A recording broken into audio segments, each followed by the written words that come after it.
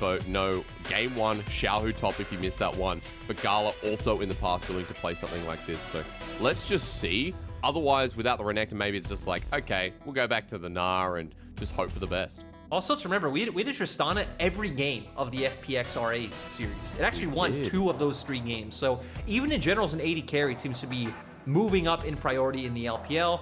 But Xiaohu gonna go back to his bread and butter, the Gnar. It's been one of his best champions to split. It is his most played champion by far, 8 games on Gnar. His second most played is Camille, Lucian, and Gragas at 3. And they are hovering what we want to see, Hysterics.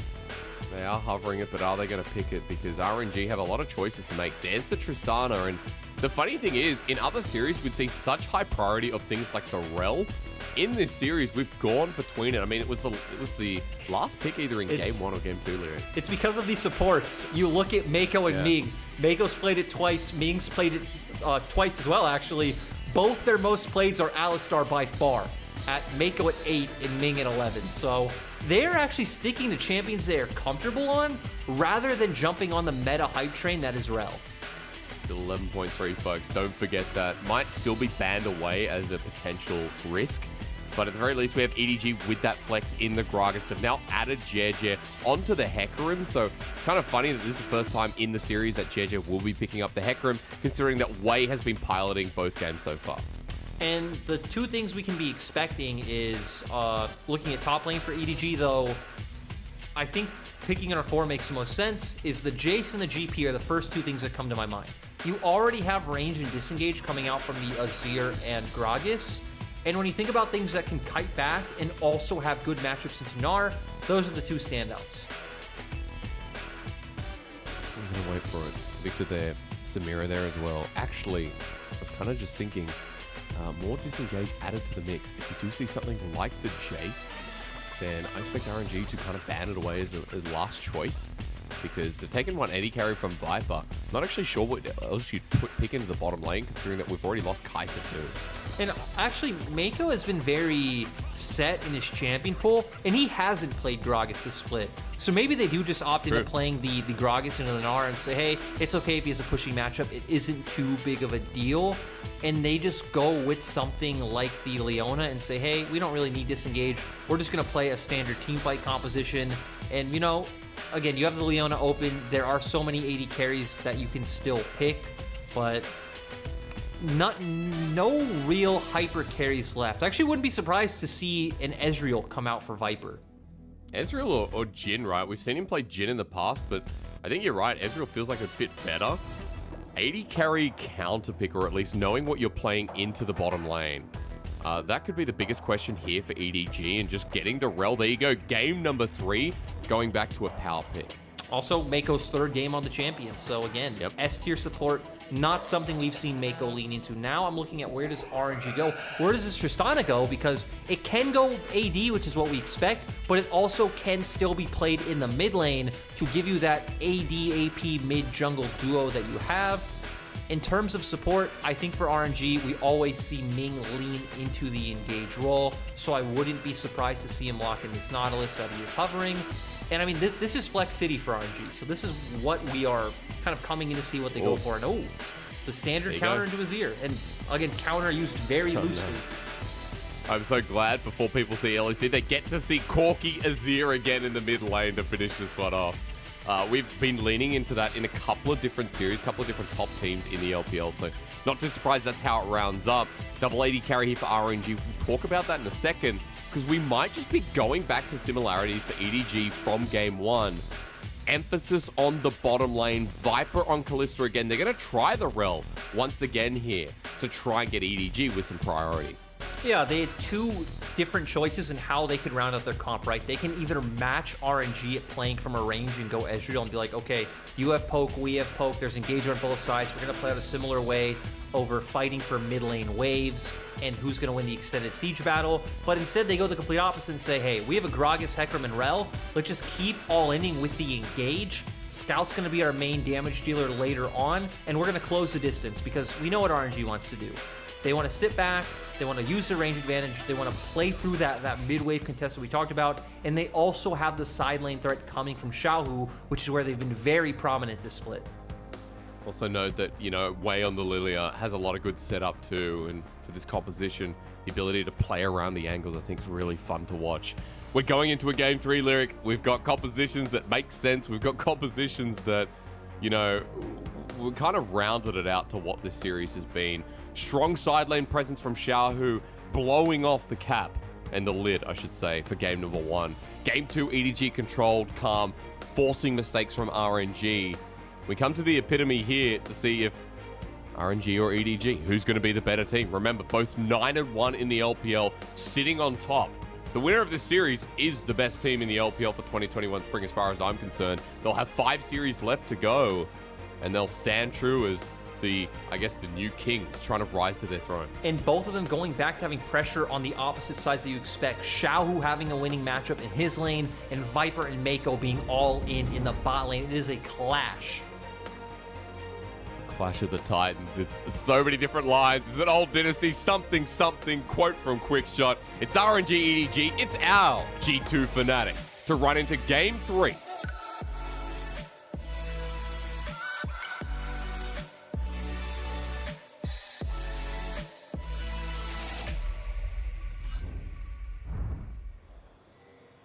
Well, we're on to Summoner's Rift, and I'll wait for those gyos. We have a big flag in the Shanghai Arena, and there it is. Two big flags. Everyone, they both have flags.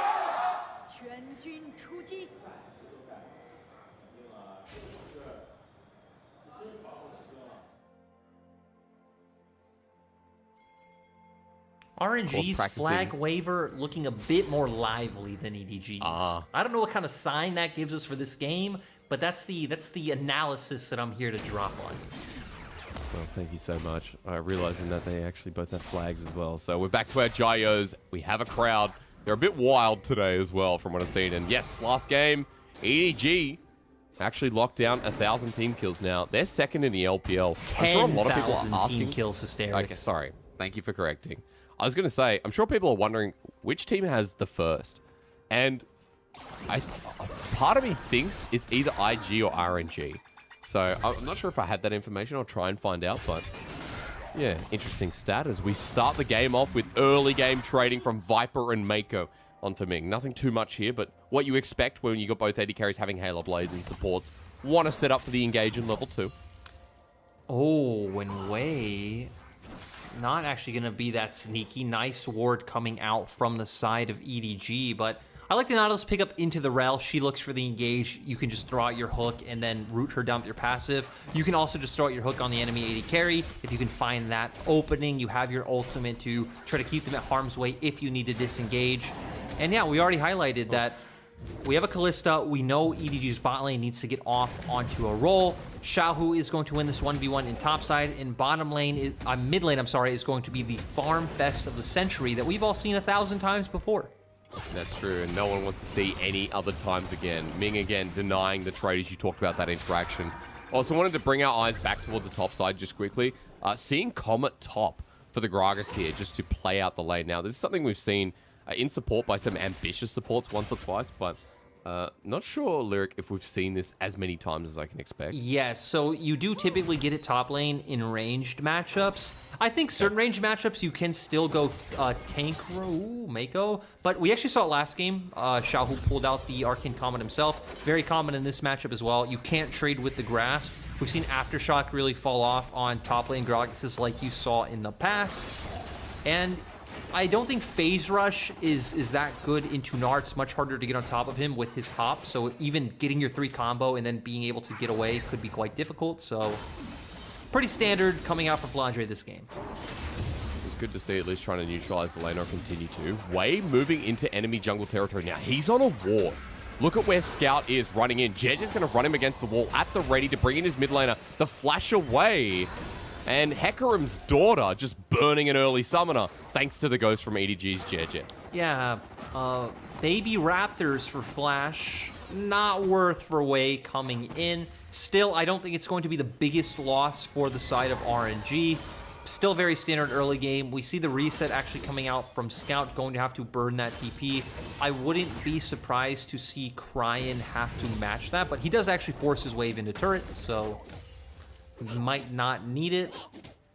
And now we're just really looking for, I'd say, the first bit of action, which will be around bot side. Despite the fact that Xiaohu is pressuring the Gragas, I don't really expect to see a dive come out from a Gnar Lillia combination onto the Gragas as we've highlighted. I think it's more about looking for ganks in bot for Jiejie and looking for counter ganks coming out for Wei, which is why we see very good vision in enemy tri-brush coming out from Viper and Meiko. Actually, along the line, you can see control of vision lining down the river from EDG from mid all the way through, and that's going to track Wei coming into the lane, or at least trying to shadow, as you were mentioning. Jiejie clearing out the bottom side as well, just backing nearby in case something happens. Of course, early damage from Tristana we've talked about. Set it up with a dredge line, and you've got a pretty nice engage with the 2v2. Gala even stepping up in this lane as well, and this is already set up to be quite even in CS. Maybe a little bit down, thanks to Viper's early CS lead, 44 to about 38. And I feel like the first big item breakpoints we're waiting for are definitely going to be coming out of our top laners, actually. But look at where Flandre is. He's left top, I think he backed, and he's just moving straight in. Cryin, is he aware that there's a fat man over the wall? Well, now he is. The Emperor divides. And the pyramid's still going strong for an EDG first blood. Really nice play coming out from EDG. Hysterics, honestly, I blanked when I saw Gragas around the mid lane. I thought, what's so weird about this? It's jungle Gragas ganking mid, but you're right. This is not that meta anymore. Flandre on the Gragas. We talked about this a lot earlier in the split, that Flandre is one of the most active top laners in terms of actually transferring his pressure to other lanes. In this scenario, it's actually the opposite, where he's losing the 1v1 so harshly. He was getting frozen out of his wave. He moves down to mid. Him and Scout combo up very nicely for that Shurima shuffle into the body slam, and they find a nice kill. Also gives Scout that time to back as well, right, Lyric? You know, he's got Lost Chapter, the wave in a good spot for him as well after it crashes into the turret. EDG with a fantastic start, thanks to Flandre's roam down, and this is kind of what we talk about as well with our top teams in the LPL. Knowing lane states to the point of being able to punish and use those timing gaps. Exactly, right? Xiaohu was freezing the wave / slow building a big wave. Flandre knows he doesn't win that 1v1 anyways. Like, I can't find an advantage here. How can I use my tempo and my time to get an advantage for my team? And Scout capitalized on it beautifully. Oh, I kind of thought Ming was going to be able to find it, but they do get away in the end. But they will get the push here. So back has been utilized from EDG, but Gala clears waves pretty quickly. He'll shove this wave into the turret as well. Jiejie nearby in case he wants to catch it. Actually not going to do so. It is a cannon wave, so you're really only losing 2 minions here, including the big chunky one on a cannon. Well, yeah, that kind of speaks for itself, doesn't it? So after the push comes out, back here, Noon Quiver for Gala. Moments before he hits 6. Just note as well, there is Berserker Briefs onto Viper here for the first item, as we normally see with Kalistas. Meiko doing a nice job of continuing to keep all this vision down in RNG's bottom side jungle. They know that's the priority they need to play around. Another thing I want to keep my eye on is how Cryin builds his Corki. Typically, we have seen the Mura mana into the Immortal Shield Bow, followed by the IE and Rapid Fire Cannon. So still a very potent mid-game spike. You're hitting hard with all that crit. You have some dueling potential with the lifesteal and shield you get from Immortal Shield Bow. So very interesting to see, especially when we used to see a lot of, like, I'd say kind of dips into AP with a lot of Corki builds and like mixed damage, to where now with the new items it is all full-on crit and AD. Yeah, you get the conversion anyway, right? So part of the nice AP damage that comes through from this comp, remember that you've got a actually really good balance considering you've got Tristana in there as well. Not sure what happened top, but Xiaohu has ulted and Flandre body slammed mid-animation, so he went flying and lost some calories along the way. While everyone's setting up for the Herald, and Lyric, you know the LPL best. Yeah, we have package on Cryin. He can look for a big engage here. Ming also has the ultimate. Big one's getting thrown out left, right, and center. That's a good phosphorus bomb, but that's the third big one that's actually thrown out from Cryin. He's stacking another. Package lines up the river. And the doggo Corki actually separates him. That's a flash onto Flandre. There's a lilting lullaby. RNG 5 versus 1. The man's dead. Fate's Call used. Meiko with a great ulti. Sets up Jiejie. And somehow EDG with a numbers disadvantage are winning the fight. 4 versus 3. RNG are losing it all as they re-engage. Meiko sets it up again. Xiaohu left on an island. It's all gone so terribly wrong for RNG as Meiko disengages on top of the Gnar, and EDG with the perfect setup. And it looked so dire at first, where it actually looked like as Flandre was going in, the rest of the EDG members were starting to head back to mid, realized, oh hey, we're going for a fight here. And as you said, nice capitalization coming out from Meiko and Jiejie. In the end, Rift Herald still goes over to RNG though, so a bit of a trade, but definitely in favor of EDG. You got a 2,000 gold lead at this point in the game, Lyric. Hecarim in a great position. Scout the same as well on this Azir. And even Viper after the fact. You know, he has 1-0 and 3. Noon Quiver there now on top as well after the back. So for EDG, this game starting to escalate very much in their favor. We'll see if the Herald can mitigate some of that gold that's just been picked up. And the question for RNG is, where do you drop this one?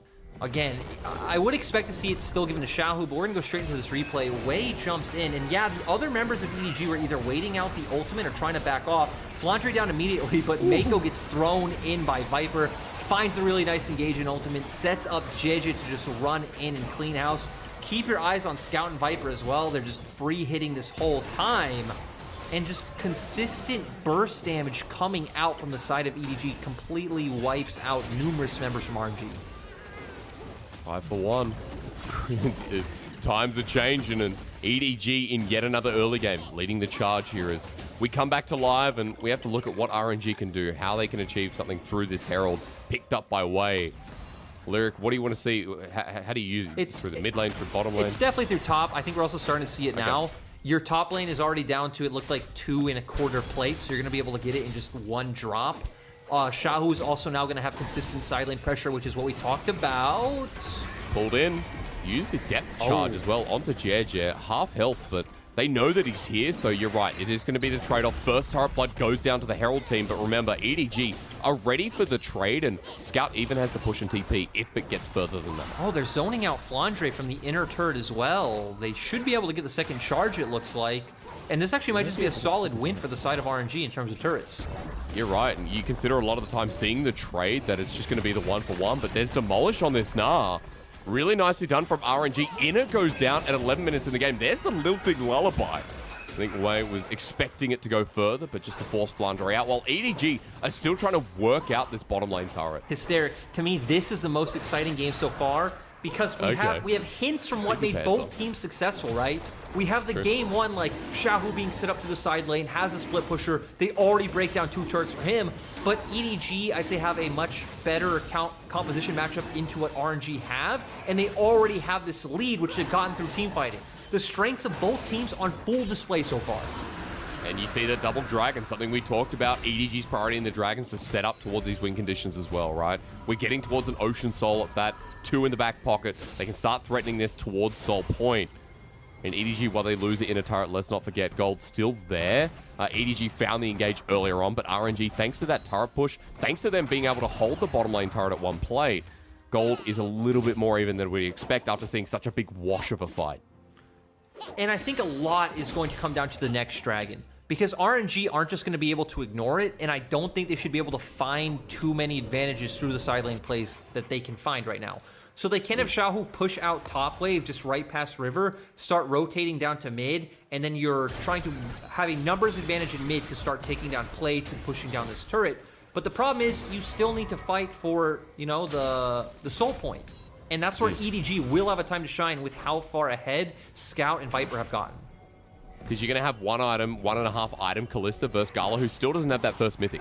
And we know that, you know, Kalista in these early items always going to be more impactful than someone like a Tristana, especially with a Rell by her side. Viper also gets solo turret gold too, so that is definitely an item and a half. The wave will push in, and there goes any control of this deep vision that EDG are going to get towards this red side. Now we're just going to see some resets coming out. We might see a potential play towards the Herald when that spawns before Dragon comes up. But still, the problem is for RNG, they're going to have to go for that Dragon fight. And I do think at some point in the game, they will definitely win out in these team fights, right? Corki, Tristana, you have a solid front line. You have a Gragas and Kalista on the opposite side who don't scale phenomenally. But if EDG can keep the snowball up before they get there, that's going to be what we want to see. For RNG, if they last long enough in the game, not only do they win out in those 5v5 team fights, but they can also set up in 1-3-1s because both Corki and Gnar will definitely be more potent in the side lane than their opposition. And they have instant clear. You know, you get towards the late game and the waves just dissipate. The respect you have to pay is immense. And for EDG, they won't be able to handle the pressure. I like that you bring that up, Lyric, because for RNG, with both games we've seen, they've been trying to build tempo. RNG, in game 2, a little bit different, but game 1 especially was all about building tempo with the comp they drafted. Yes, it's different, but we like to see the versatility of RNG, how they can play these games out. As while I'm chatting away here, they're actually just trading turrets. You can see topside Scout pushing in the top outer. Bottom outer is actually going down from Xiaohu's end as well, while Wei and Ming are shadowing this top lane. Yeah, so talking about tempo, EDG were actually the team who were able to get tempo in that scenario through the mid push. We know both teams hit their bot lanes. EDG had the stronger bot lane. They hover towards topside. They try to threaten a dive onto Cryin. Cryin is smart, respects it, and pieces out, but still it opens up the Rift Herald for EDG. If they do want to save that, which they definitely could, there's only one place they can use it anyway, which is mid. You just wait for Dragon to come up, you pop that down, and you get what should be pretty much a guaranteed soul point from the fact that you not only have Smite, but also have a Kalista. Does Ocean Soul change the dynamic of this team? Because I know you talk about scaling and sometimes Soul doesn't matter. This does feel like a comp from RNG that is just going to outscale anyway, even with the Ocean Soul, if it goes over to EDG. I definitely think so. The problem is, since we will have a fight, or at least should have a fight in that point in time, I expect gold to break heavily either one way or the other. Okay. It's all about that fight coming up, whether it's soul point, whether it's afterwards. A minute 15 till the third dragon of this game. Let's take note of items, chat, because again, you are Challenger, and so is Lyric. Thank you very much for being here. Verdant Barrier picked up by Scout. Now, the level 11 Azir is 170 CS at 16 minutes 30 into the game. Viper as well doing quite well. I think he's an item and a half. Can't see right now because he's maintaining 10.2 CS a minute. So I think Viper you're right. in a very strong position this game as well. I think he's an item and a half. Obviously, Immortal Shield Bow and also a Zeal. We saw Gala just got the Kraken Slayer on his back. And standard items, which we're going to say pretty often because we've been on 11.3 for so long now, we pretty much know everything we're going to see in a lot of these games. And I definitely feel like, as I said before, EDG are at a stronger position in the straight-up 5v5 team fight, but their composition, as we stated, much more short range, much more brawly. It's about can they get on RNG, and ooh, Cryin with the package as well can spice things up a little bit. Yeah, especially if he finds a flank right. The Herald you mentioned, the play right on, you really are Challenger, aren't you? The Herald puts down, and now for RNG to utilize Cryin. Bit of poke starting to come out, the Swell Seeds to get the Lilting Lullaby. Xiaohu about to go Mega as Ming gets pulled on in. Remember, package still there, Xiaohu about to evolve, but Jiejie turns his attention. Xiaohu about to jump on up, but only ults Jiejie for the one the Onslaught of Shadows used. The package lines up defensively. Xiaohu over the wall, the Magnet Storm used, and EDG are getting dangerously low. It's Gala with resets that pulled them apart. Viper isolated, sent back with the Buster shot. He'll do some damage, but not enough to give EDG this dragon. Hysterics, I honestly can't believe EDG lost that fight. We saw so many tools from RNG either used defensively or one member. Gnar ultimate comes out only onto Jiejie. The package doesn't hit anyone. Rocket jump comes out, but Gala instantly gets numerous resets. We saw a really nice Q coming out from Wei, as well as I think is his ultimate. But we just saw EDG's health bars melt out of nowhere. And actually, thank God we're going to get a replay because right now we see Ming engage, gets chunked super low right away. Keep your eyes on Xiaohu though because he's threatening the flank, is going to turn Mega, only gets a one-man ultimate. Suddenly though, complete chaos everywhere. Lullaby. And it's, ooh, you're right. Nice ultimate coming out from Wei. And then Gala and Cryin just able to throw down a ton of AoE. Gala especially just completely melting these members. And it was all set up, it looks like, coming out from Wei. Wei and Xiaohu doing a nice job. Xiaohu frontline, Wei setting it up. And then the rest of the damage dealers just burning down EDG. And now we're back. We're doing this again as Xiaohu. Oh my God! Everyone goes into the wall, drop down. RNG blow this game wide open. The dragon was once, but Xiaohu does it again. And this is why we've been talking about Xiaohu, who is potentially one of the best top laners in China this split. It's his first year at this role, and this guy is absolutely insane. The only thing I'm sad about Hysterics is there's no Baron, there's no Dragon, there's no reward you get for being so good.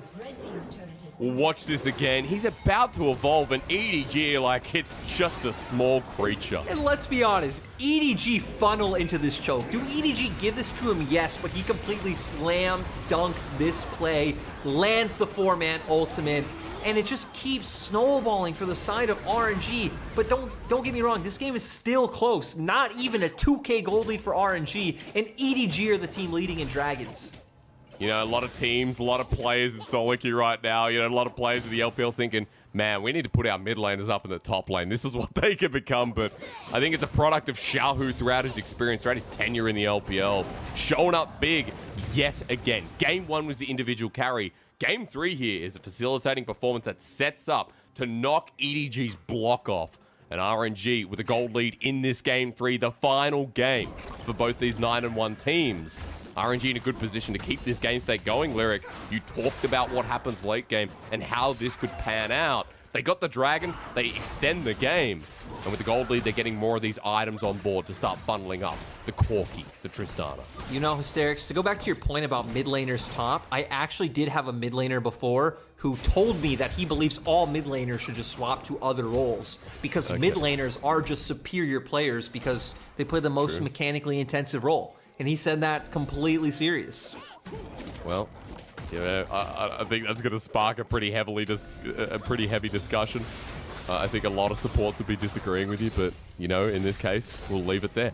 RNG still pushing forward. You can see into the vision line here. It's Xiaohu's ready to go Mega Gnar once again, and after that play, we'll be watching this Gnar bar a little bit more closely as he sits into the side lane. But what do you want to see now? What do EDG need to do to funnel the tempo back up to a favorable position after they lost 2 fights in a row? The problem is that EDG are still just looking for 5v5s, right? There's no other, there's no like picks that can come out. There's no pressure you get through side lane. There's really no other way to force anything rather than hoping when RNG rotate over to a side lane and maybe abuse Xiaohu's pressure to look for that full engage mid or to just wait for the next objective. Their composition is much more one-dimensional than RNG's is in that sense. Which is not good going ahead, but at the very least, let's watch towards the Dragon. A minute until we get to that point. RNG should be in a much more favorable position. There's no vision control here for EDG. And as RNG get the reset timing, they get the Scuttle Crab. I'm expecting item and a half, or excuse me, 2.5 items rather, for someone like Gala, who now has the pickaxe, who picked up the Phantom Dancer in the trade before. But let's also remember that Viper's in the Renown Hurricane territory. 2-item Kalista with a Rell, with someone who has Locket, by the way, and 2 items on Scout doesn't mean EDG are weak. So I think very contested point. The important thing to know is where the item difference is onto these players with the gold difference, right? And it's all on Xiaohu. Yep. You look at the massive CS advantage he has on top of the big play he made. He is a full item up over Flandre, having that Randuin's Omen, reduced critical strikes, and just AD overall. So he's going to play a really big role as RNG are looking for the engage. Look at this. EDG know they're like, do not go near Xiaohu. Evolves, runs back to the river. Cryin's going to poke out as EDG try to get themselves a push through mid. Maybe threaten the Baron, but Dragon's already gone and RNG will be there quicker than that. Hey, but this goes to show the discipline we talked about from EDG, right? They're being like, hey, Narbar's up. We're going to wait this out. We're just going to hang out and wait for opportunity. Also, Cryin has the package, so we've seen this combo before. Corki plus Gnar is very timing reliant on when you can make big plays.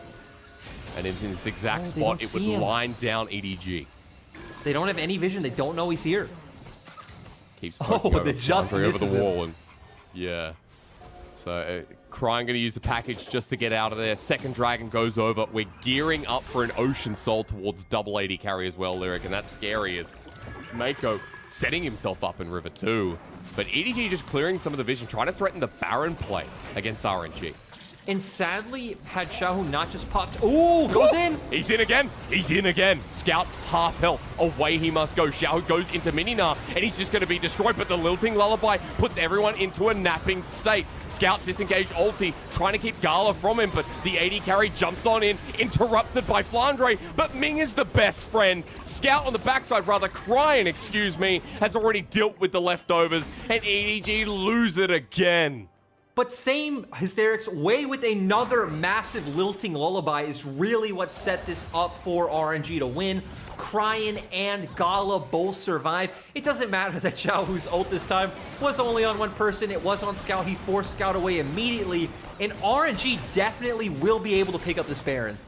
They've got so much DPS with just the 3 left remaining. Look at the death time as the teleport being committed. Flandre wants to run on in. It's dodged though. Flandre goes into the nothingness and he'll explode. Xiaohu comes in to help save the day if it was ever needed. And over the wall, Jiejie, can he get the steal? It's low, but he took Ghost, man. And Onslaught of Shadows, I don't think he had it at the time. Hysterics into the nothingness is not where you want to be.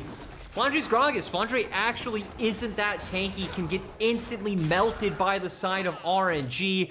Now we're up to a 5k gold lead. We're getting to a place where this really matters. We're gonna go back to the replay. Xiaohu goes in, gets knocked back by Flandre, so instantly pops out Omega, gets bursted down.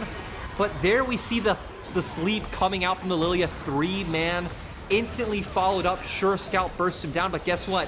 Both Tristana and Corki are alive. Not only do they have damage, but they have mobility, so if you get over walls, they will constantly be able to follow you, and RNG clean up the fight. You know, last year when RNG had one of their lowest years, they brought in someone named Xiaolong Bao. Yes, it is a dumpling, but also he was pitted as a great player in the LDL. He replaced Wei, and in the LDL, in the sub-team, Wei was pretty much on the bench. Wei then comes in this year, coming in over from E-Star, and he's playing some great League of Legends, and it just feels like poetic justice that this man is performing so well, as almost sets it up again. The Lilting Lullaby at the ready. The Lilting Lullabies this game have been exceptional alongside Wei's play. And I love that RNG are still aggressively looking to make plays. They're playing out through 2 lanes. It looks like their top lane is pushing as well, so 3 waves of control that EDG have to pay attention to. They will be able to take this turret, and their siege in general is just amazing. You have Corki and Tristana both able to hit turret and throw down poke from far away. You have Wei who's able to throw out those seedlings as well. Always potential of an engage, and you need to be careful when Xiaohu is mega of any potential dives. Lyric, it's like looking down 2 sides of the street at the same time. It can't be done. Then you realize you're standing in the middle of an intersection, and there's 2 more on top of that as well. RNG with 2 inner turrets in the span of 30 seconds. This Baron buff is paying dividends as RNG now completing the push, moving to the inner turret, and a 3-item Corki, a 3-item Tristana. Gala and Cryin cannot be beat unless EDG get a miracle engage. Now I wonder if RNG will just go for resets. I'm not quite sure how much gold they have. If they did have a meaningful amount, you'd want to look for a reset within the next like 15 seconds and get back on the map for Dragon. But it doesn't look like they need any buys. They're just going to keep pushing out these waves. And I'm wondering if they are syncing up their bot wave with mid. Doesn't look like it. They actually are going to back off. And hopefully some nice item breakpoints can come out. Well, we're going to see if we get towards this 4th item before the game ends, because right now RNG looking in control, in charge. 6,000 gold lead. Soul Point coming up in 20 seconds as well. And you said it, sir. RNG, never to be trifled with, and I think in this series we've had a lot of layers of this team. This could be the series that we look back to say this is kind of the point where we said RNG were the best team in the LPL. Maybe it's a little bit early, but they need to finish this game off to hold that statue true. And look, now that they're first on the objective, they're the team with poke. It's going to be so hard for EDG to walk in from river or enter. And look at the top wave. This is the result of RNG's good wave control. They have waves pushing in on both side lanes. They have poke. They're on the objective first. Everything is being done well, and EDG are forced to answer. Soul coming up in 5 minutes. Do we get there? 28 minutes in. The scaling still immense. And I'll be honest, at this point, Hysterics, it might just be in EDG's best options to be like, hey, we're just gonna chill, we're just gonna clear waves, we're gonna wait for Elder to come up, we're not even, like, we don't even care about Soul, and just be the team that gets Elder, because, like, okay, let's say you get the next dragon, and then you're just both fighting for soul. We're definitely at that point where we're going to be at like a 5-item Corki, a 5-6-item Tristana. It's just not going to be relevant. It's just not going to even matter. That's smart. Forget the Ocean Soul because it's already going to be so hard to beat this team as it is, where get the Elder and then utilize that fight. To be fair, I want to point this out. My plan is equally as bad, right? Because you are then giving over Soul to where RNG then will probably just push down mid and dive you. But at the same time, I'm trying to highlight the position EDG are in where it's like, so they're kind of screwed. Yeah, you have bad option, bad option, and bad option. Your only other play is what we just saw on our screen. Hide in a bush, hope they walk by. So it's a big 3-head, 5-head kind of maneuver. All right, fair enough. Look, hey, I think you're right. They're in a very difficult position where a bad option might become a good option, right? You know, you flip it for Elder, but then can you get Elder from a team that has 4 Ocean Dragons and an Ocean Soul, and are equally going to be having long, extended fights, and they don't die? Another question within itself, right? Yeah, you're kind of like flipping a coin to then hopefully potentially flip a better coin. Yeah, I was going to say you flip a coin and hope it lands on the side. But, I was going to say both coins are weighted against you, though, so it's not even a 50-50 coin flip. So it's rigged. Okay, fair enough. Does feel like this time EDG with limited options, and you can see moving out onto the map right now is scary as hell. Waves getting pushed up. Xiaohu moving to a side lane, the level 17 Gnar versus a level 15 Gragas, who's had the time of his life this game and had some brilliant engages. RNG waiting that time around, 20 seconds till the Baron, 2 minutes 40 till the Ocean Soul. And EDG just moving out to try and get some status on these waves, get some version of vision control, and hope RNG make a mistake. That's it. That's the name of the game. You're hoping they make a mistake because, you know, people might be thinking, well, why shouldn't EDG win team fights? And it's like, the problem is RNG not only have more damage, but they also just have more AoE damage as well. Corki, Tristana, Lillia, you're hitting more members. They're squishier than you. You have a beefier front line. You have more CC tools available in your kits between Gnar, Lillia, and Nautilus. Just the tools are there. It's not saying if RNG make a mistake and totally like flop an ultimate or an engage, EDG can definitely win. But if the deck is even, oh god. Oh, God, beautiful. Who step into this. Who's in? Over the wall, Ming flashes in, gets the knock-up. The Nautilus absorbing damage for now. RNG still without the core of their front as Xiaohu then evolves. Flandre disappears, and EDG now running away. A lot burned, but we can see RNG actually don't get everything they want. Wei has done such a good job at finding these multi-man sleeps. It's so disappointing that RNG just weren't in a position to follow up. Oh, Jiejie going in. Stride Breaker used. Hyper Swell Seed dodge. Jiejie's low, but they still engage. Meiko flashes in for the Magnet Storm. Viper free hitting away. He returns in with the Fate's Call. That was almost a Jiejie kill thanks to Viper, but the timing worked out in the end. And now with these low health bars, it was already an RNG Baron. It feels like it sure is now. And it didn't even matter that RNG weren't able to take advantage of their ultimates or like Xiaohu got nothing because they still just have more damage. Just out DPS and Kenji has ult for the steal. Way too late. EDG have to back away now for sure. Baron given over. And one more step for RNG to close out this series. To close out the night. To move to 10-1.